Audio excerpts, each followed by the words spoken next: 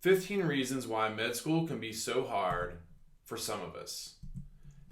Getting through the first few years of med school can be an absolutely brutal experience.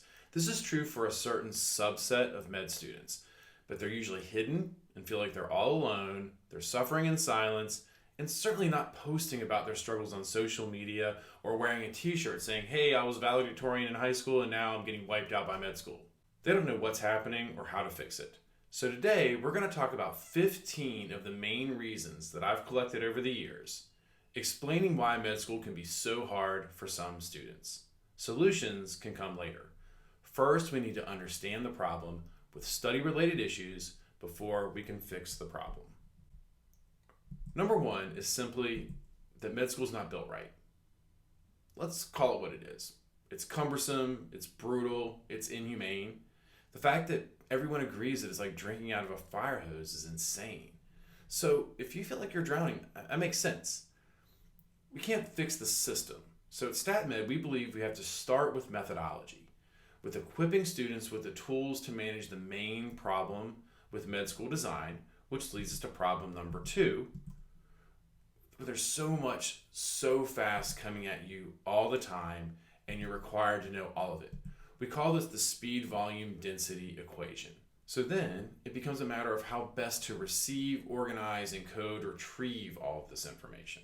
And that leads us to problem number three, and that's the simple fact that no one teaches smart students how to study. Study methodology matters, more for some students than others. But the majority of my students, academic superstars, before they ran into the wall that is med school or boards. Nothing's a problem until it's a problem, though. And no one is intervening in teaching robust skills to our highly intelligent, highly motivated students. This is a cultural problem. So what happens when our smart students get to med school? They rely on old, low-yield study methods. And if these work, then this lecture doesn't apply to you. But a lot of our students will relate to this.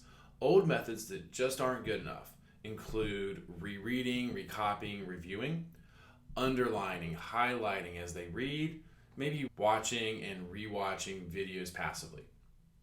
It's logical to think, well, these things worked in the past, so I just need to do more of them.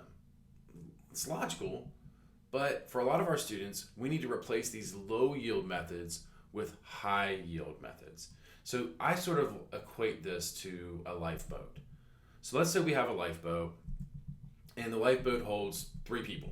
And if we put 3 people in the boat, they're going to be fine. The boat represents your study skills. Every skill has a threshold and a capacity. Now, what happens if we overload that capacity? Well, let's say we put 2 more people in the lifeboat. Now we're saving more people, but unfortunately now the capacity of the lifeboat has been surpassed, and sorry, this gets really morbid really fast, the lifeboat sinks. You've overloaded the capacity of the lifeboat. Now the skill has lost its validity. This is where we see problems arise with certain med students. They're taking old skills and then they're overloading those skills because they worked in the past, and then they're capsizing, they're sinking, the threshold has been surpassed. But they don't know where to go from there. Number 5. What works for one student won't necessarily work for another student.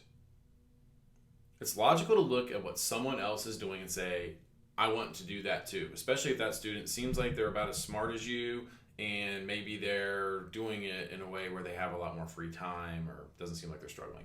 But not all med students are built the same.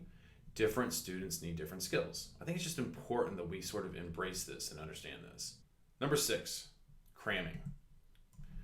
One of the main skills that gets overloaded, one of those lifeboat skills that gets overloaded really quickly is this idea of cramming. So a lot of struggling med students will come to me and sort of guiltily confess, like, I got to be honest, in undergrad, I crammed. I was a crammer. I studied really hard for 1 or 2 days before the test, then really took it easy for the next 2 weeks, had a great life, had all kinds of fun, but then, the test would come and I'd cram and I graduated with a 3.9. I'm sorry. It's like, don't apologize. Like the system allowed for that to happen. This is a methodology, a philosophy that many people embrace and they succeed with it. It's fine. So you ask a med student, well, why aren't you doing it now? And they'll just look at you with like hollow eyes and say, are you crazy? Like there's no way. Why? Because of the speed, volume, density equation. There's just too much information. You're accountable for all of it. So the boat will sink when you try to rely on cramming.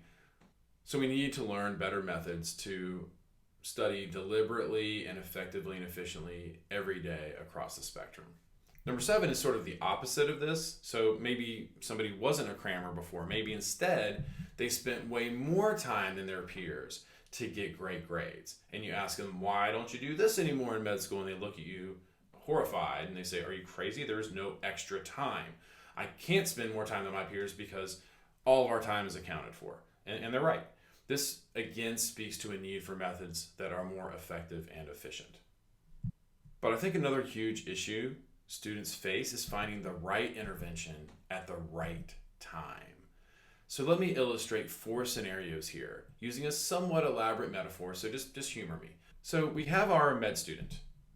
His boat represents his study methods. If the methods are good, they keep him afloat. The river here pushing him along represents being enrolled in classes. This is a critical real-world variable that has to be factored in. The river never stops. Just like the pressure of being in med school never lets up.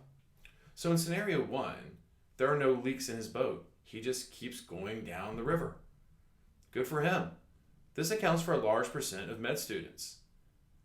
And I'm not talking to those folks. Now in scenario 2, the boat here, it springs a few leaks. This definitely happens to a lot of med students. But these leaks can be fixed midstream, still in the river, still in classes. Maybe you fix the leak yourself. Maybe you figure out how to study within the confines of the speed, volume, density equation. Maybe you find the right resource, the right tip, the right advice. Maybe your school's learning specialist can give you the right tools to plug the hole in your boat. If that's the case, this is great, and you keep on going down the river. But in scenario 3, sometimes the boat has too many leaks. You can't fix them midstream, even with the help of others. And when this happens, the boat sinks. And then we have scenario 4. Yes, you have a lot of leaks. There are too many leaks to fix midstream. But instead of sinking, we pull the boat out of the river and fix it on dry land, meaning we rebuild the whole process while not enrolled in classes. So this would happen between semesters or on a leave or something like that. At StatMed, this is how we intervene. We rebuild the boat, the study skills, on dry land in the StatMed class, and then when you're back in the water, you are good to go for the rest of your career. Another reason med school can be so hard is an over-reliance on outside variables. These might include finding the right study group or study partner, world-class professor, great curriculum. If you have these and they work, great, but ultimately we have to have the tools to succeed autonomously.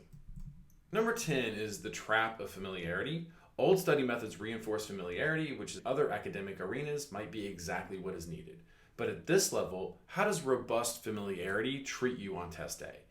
I'll tell you how. It's just enough to frustrate, just enough to narrow down to 2 or 3 options and say, I know it's one of these, but I don't know which one. We have to get out of the habit of reviewing, which entrenches familiarity, and instead engage in retrieval practice. Another big pitfall is the illusion of productivity, which includes things like rearranging your notes, converting PowerPoint to Word, searching for the best review videos, maybe watching videos or passively rereading your notes. They all give the illusion of productivity, but they're not. It's like planning to work out, but not actually doing the workout. Number 12 is the challenge of lecture. Some med students feel crushed by the lecture experience. A common extreme description would be, I go to lecture all morning or all day. I try to hang on in each one, but eventually I get lost and distracted. Then by the time I'm done with lecture, I'm exhausted, I'm frustrated, and I feel like I'm starting from scratch. For others, it might be less extreme, but inefficient nonetheless. Why can some people sit there and absorb so much information in lecture and really be ahead, whereas others are sitting there and they actually come out behind? My theory on this is that there are 2 types of learners. So we have the dual track and the single track brain. So with the dual track, they're rolling with 2 tracks that run at the same time. The first track subconsciously builds the framework to decipher or house incoming information. So it's building the architecture to hold the information, the organizational hierarchy. Whereas the second track starts placing the details in their proper place within the framework as learning happens. These people benefit from lecture, they benefit from bottom-up learning like Anki decks. The single track learner, however, only has 1 track, and they have to choose. Are they going to build the organizational hierarchy, or are they going to deal with details? Well, after the first test, they're going to worry about details, and that's the wrong approach. So think about it like a closet. A single track brain basically has no shelving units, and they're just sitting in lecture or going through decks of flashcards or Anki, and they're just jamming everything haphazardly into the closet and then trying to sort it out later. Whereas the dual tracker, this person with 2 tracks, they're going to simultaneously build the framework, the shelving unit, and the labels that go on the shelves on the 1 track, and at the same time, they're going to be going through and putting the details in where they belong during lecture, during reading, building out through Anki decks, whatever it might be. So this is sort of how that dual tracker works. And you can see the brutal distinction here between the single tracker brain and the dual tracker brain. For the single tracker, they're just jamming it in there and hoping they can find it later. That is not good for long-term memory. It's not good for retrieval. It's not good for application.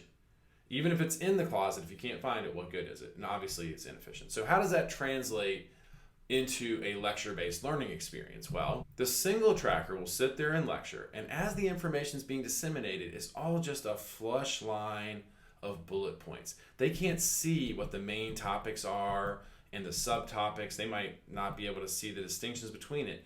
They're just coming out with this flush list of random terms and not building organizational, hierarchical relationships. And that makes it a lot harder. Whereas the dual tracker can sit there and lecture, and as she is streaming and receiving the information, she's building out a hierarchical understanding along with putting the details where they belong.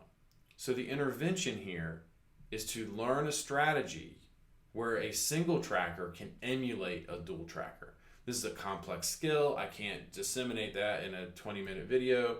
It takes a few days, and that's sort of one of the core skills we teach in our StatMed class. So another issue is the idea of tips and one-size-fits-all advice.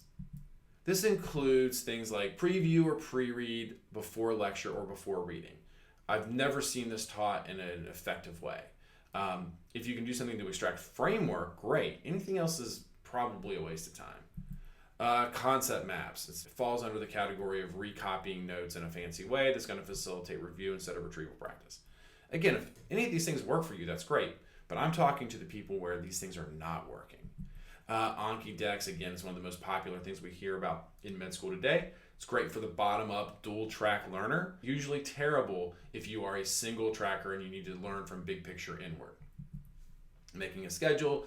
A lot of people will sort of use that as a way to passive-aggressively accuse you of not working hard enough. A lot of people make a schedule, then fall off the schedule, and then they're like, well, I'm a bad person. They don't make a schedule for a week, then they make another one. It's not a way to optimize yourself. I think time management is a critical piece of success in med school, but just making a schedule usually isn't enough. Get a tutor. If a tutor works, that's great, but a lot of my students will tell me I don't need a tutor because it's not that any single concept is that hard. The problem is managing the speed, volume, density equation. The idea of finding the right resource, the right video series, the right skill, very difficult while you're midstream. Methodology does matter. Resources can matter, of course. But if we're spending that time chasing that instead of actually building knowledge, then we are in that illusion of productivity. And just don't feel like what works for others should work for you. I think that's a myth that needs to be shattered. So number 14 is dealing with this idea of time management and workflow issues. And time management can come from the very top, just broad management of your time within a theme or a block. It can come down to your weekly schedule. It can come down to when you're studying. Are you starting on time? What's happening during study? Maybe like time management big picture is not a problem, but the issue is more about getting more bang for your buck every time you sit down to study. That ties into study methodology. It's hard to really address time for me without redesigning study methodology on the other end. But this other piece that people don't talk about enough and think about enough is the absolute importance of workflow generation. The ability for the student to generate workflow, to externally and explicitly track what has been done and what's not been done, how to break large tasks into smaller tasks, how to skip things that are less urgent, less important. Workflow is a key skill, but again, that ties into time management and study skills. So if you're just sitting down and putting your head down and plowing through, that could be where the problem is. And that brings us to number 15, test taking problems. But we need to define this. A bad test day outcome does not mean necessarily it's a test taking issue from my point of view. Just because you studied a lot and did poorly on a med school exam, a board exam, an NBME, it doesn't mean it's a test taking issue. If the problem is you can't recall the information, then this is a test prep issue, a study-based issue.